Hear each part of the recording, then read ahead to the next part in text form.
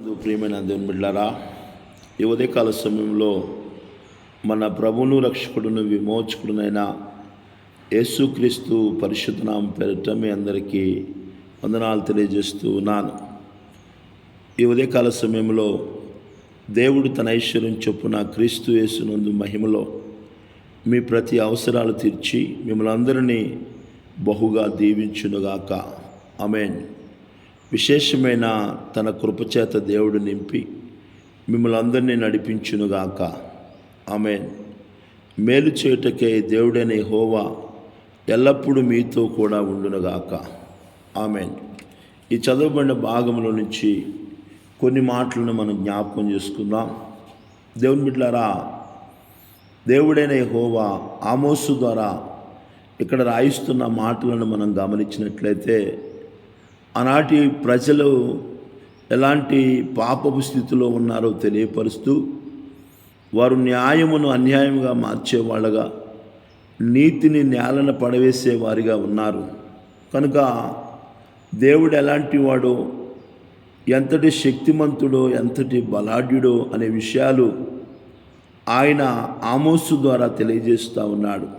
సప్తఋషి నక్షత్రములను, మృగశీర్ష నక్షత్రములను మరి కలుగజేసిన వాడు ఆయనే అని చెప్తూ ఉన్నాడు.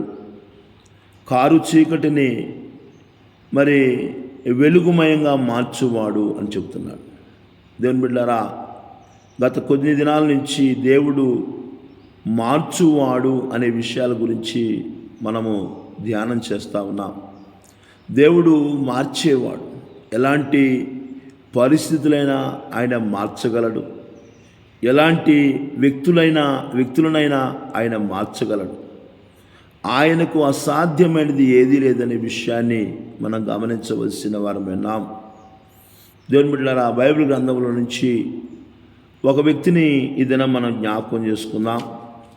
దేవుడు మరి బైబిల్లో మనం గమనించినట్లయితే, యోనా గ్రంథంలో నుంచి కొన్ని మాటలు మనం జ్ఞాపకం చేసుకున్నట్లయితే, దేవుని వాక్కు యోనాకు ప్రత్యక్షమై యోనాతో చెబుతున్నాడు, యోనా, నువ్వు నినివే పట్టణానికి వెళ్ళు, ఎందుకంటే ఆ పట్టణస్థుల దోషము నా దృష్టికి ఘోరమైనదిగా ఉంది, కనుక నీవు లేచి నినివే మహాపట్టణమునకు పోయి ఆ పట్టణమునకు దుర్గతి కలిగినని ప్రకటన చేయయా అని చెప్పేసి దేవుడు యోనాను నినివే పట్టణానికి పంపిస్తూ ఉన్నాడు.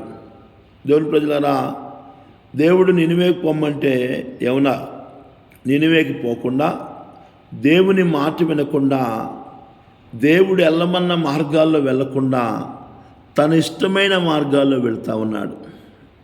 ఈ ఉదయకాల సమయంలో వాక్యం ఇచ్చిన నా ప్రియమైన దేవుని బిడ్డలారా, దేవుడు ప్రత్యేకంగా సూటిగా తేటగా యోనాతో మాట్లాడాడు. యోనా, నువ్వు నినివేకి వెళ్ళాయా, నినివే పట్టణస్థులు ఘోరమైన పాపంలో ఉన్నారు, ఆ పట్టణస్థులకి దుర్గతి కలుగుతుందని వారికి ప్రకటన చేయయ్యా అని చెప్పేసి దేవుడు యోనాని పంపిస్తే, యోనా నినివే పట్టణానికి వెళ్లకుండా, యోనా దేవుడు చెప్పిన మార్గములో వెళ్లకుండా దేవునికి వ్యతిరేకమైన మార్గములో, దేవుడు చెప్పని మార్గాల్లో వెళుతూ ఉన్నాడు. ఉదయకాల సమయంలో వాక్యం ఇచ్చిన నా ప్రియమైన దేవుని బిడ్డలారా, మన జీవితాలు ఎలా ఉన్నాయో ఒకసారి పరిశీలన చేసుకోవాలి. దేవుడు వెళ్ళమన్న స్థలానికి వెళుతున్నామా? దేవుడు చేయమన్న పని చేస్తున్నామా? దేవుడు చెప్పినదే చేసే వ్యక్తులుగా మనం ఉంటున్నామా? లేదా మన ఇష్టమైన మార్గాల్లో, మన ఇష్టమైన మార్గాల్లో నడిచే వ్యక్తులుగా ఉంటున్నామో ఒకసారి పరిశీలన చేసుకోవాలి. మనం మన ఇష్టానుసారంగా వెళ్ళినట్లయితే మన ఇష్టానికి ఎదురయ్యే కష్టాలు ఉంటాయనే విషయాన్ని గుర్తుంచుకోవాలి. తప్పిపోయిన కుమారుడు తన ఇష్టమైన మార్గంలో వెళ్ళాడు, తనకి మేలు కలగలేదు కానీ, సంతోషము కలగలేదు కానీ, తనకి నష్టాలే ఎదురయ్యాయి, కష్టాలే ఎదురయ్యాయి. ఉదయకాల సమయంలో గమనించాలి దేవుని బిడ్డలారా.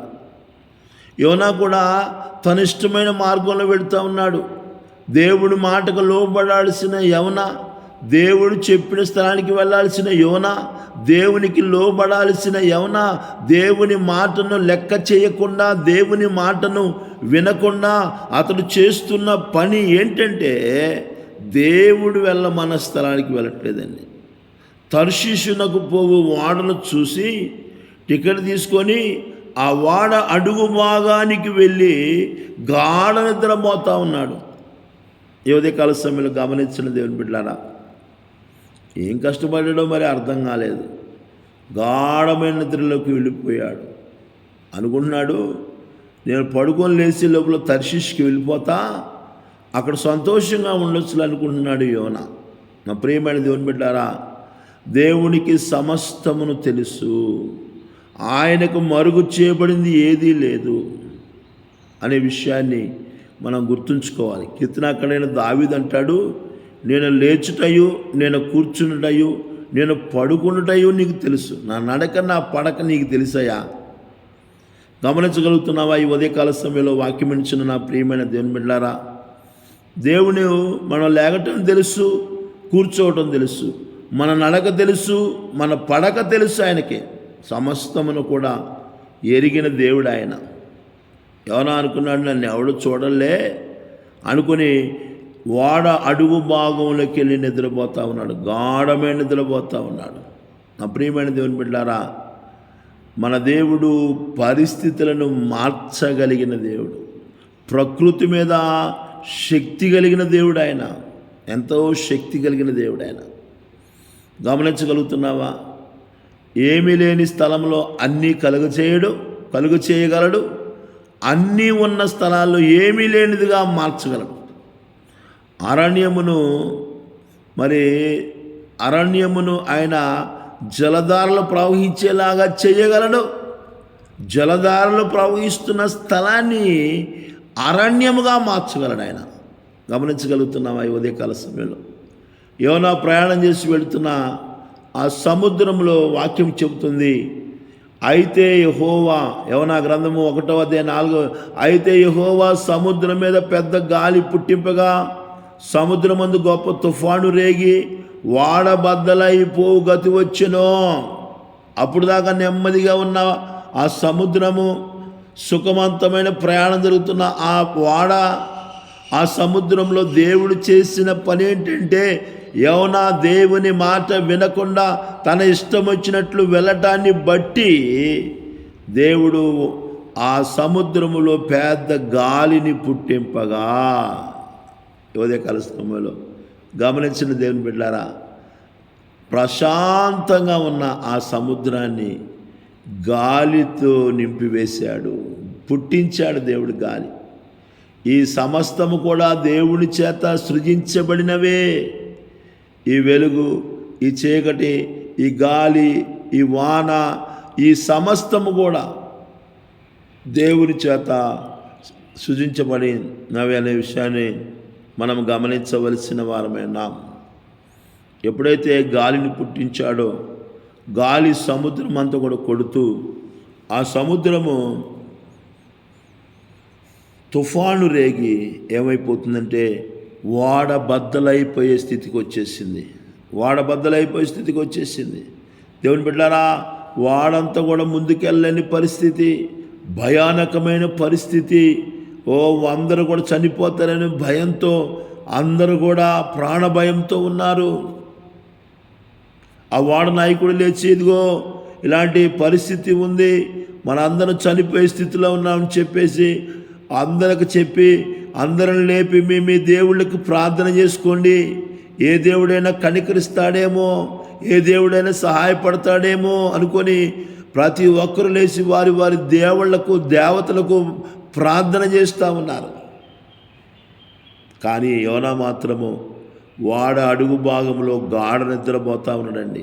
ఏమీ తెలియనట్టుగా, ఏమీ పట్టనట్టుగా ఉన్నాడు యోనా. నేటి కాలంలో కూడా అనేకులు కుటుంబాల్లో కానీ సంఘాల్లో కానీ జరుగుతున్న పరిస్థితులు చూసి ఏమీ పట్టనట్టుగా నడుచుకునే వాళ్ళు చాలామంది ఉన్నారండి. వాళ్ళకేం సంబంధం ఉండదు, ఏమైనా జరగని ఎట్టయినా ఉండనే, వాళ్ళకు కావాల్సింది వాళ్ళు చేస్తూనే ఉంటారండి. నిద్రపోతా ఉన్నాడు, గాఢ నిద్రపోతున్నాడు. వాడ నాయకుడు యోనా దగ్గరికి వచ్చి, ఓయి నిద్రపోతా, నీకేమొచ్చిందయ్యా అని పిలుస్తూ ఉన్నాడు. అప్రియమైన దేవుని బిడ్డలారా, ఉదయకాల సమయంలో పిలిచి లేపి, లేచి నీ దేవునికి ప్రార్థన చేయి అని చెప్తా ఉన్నాడు. గమనించిన దేవుని బిడ్డలారా, ఆయన పరిస్థితులను మార్చేవాడు, ప్రకృతిని మార్చేవాడు.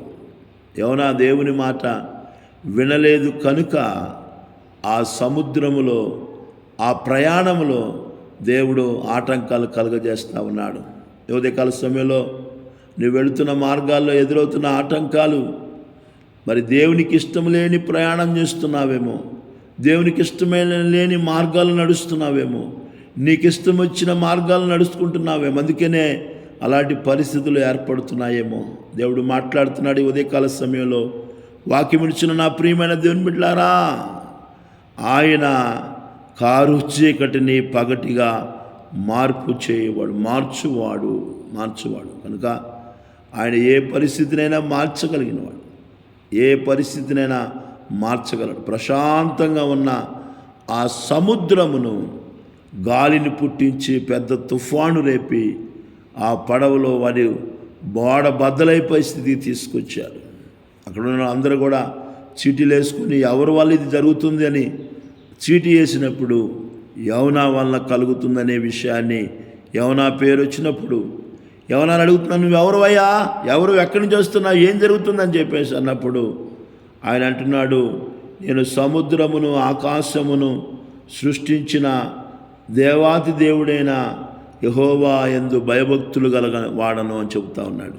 నేను దేవుని బిడ్డనయ్యా, దేవుని ప్రవక్తనయ్యా అని చెప్పి యోనా చెబుతున్నాడు. అప్పుడు మనం ఏం చేయాలన్నప్పుడు నన్ను ఎత్తి సముద్రంలో వేయండి అంటున్నాడు. ఎత్తి సముద్రంలో అయినప్పుడు వాళ్ళు చాలా, మరి ఒక వ్యక్తిని చంపటం అనేది వాళ్ళకి ఇష్టంగా లేదండి. పొరుగు ఎవరైనా చంపటం అనేది చాలా పాపం అని తెలుసుకొని అనేక రకాలుగా వాళ్ళు ప్రయత్నం చేస్తూ ఉన్నారు. వాడిని ఏదో ఒక విధంగా ముందుకు తీసుకెళ్దామని వారి ప్రయత్నాలన్నీ వ్యర్థమైపోయాయి. నా ప్రియమైన దేవుని బిడ్డలారా, మరి చివరికి వాళ్ళందరూ కూడా ఏం చేశారంటే ఆ యోనాన్ని తీసుకొని సముద్రంలో పడవేసినట్లు మనం చూస్తూ ఉన్నాం. ఎప్పుడైతే సముద్రంలో యోనా పడిపోయాడో వెంటనే ఆ సముద్రం అంతా కూడా పొంగకుండా ఆగిపోయాను. చూడండి దేవుని బిడ్డలారా, 15వ వచనంలో యోనాను మరి ఎత్తి సముద్రంలో పడవేసిరి, పడవేయగానే సముద్రం పొంగకుండా ఆగెను. ఒక భయంకరమైన పరిస్థితులను దేవుడు ఆపివేశాడు. ఉదయకాల సమయంలో వాక్యం ఇచ్చిన నా ప్రియమైన దేవుని బిడ్డలారా, దేవుడు సమస్తమును చేయగలడు. ప్రకృతి మీద అధికారం కలిగిన వాడైనా, బలం కలిగిన వాడైనా అనే విషయాన్ని మనం గుర్తుంచుకోవాలి. కనుక ఆయన నిమ్మళంగా ఉన్న సముద్రములో గొప్ప తుఫాను పుట్టించాడు. తుఫానుతో నింపబడిన సముద్రాన్ని మామూలుగా మార్చివేశాడు.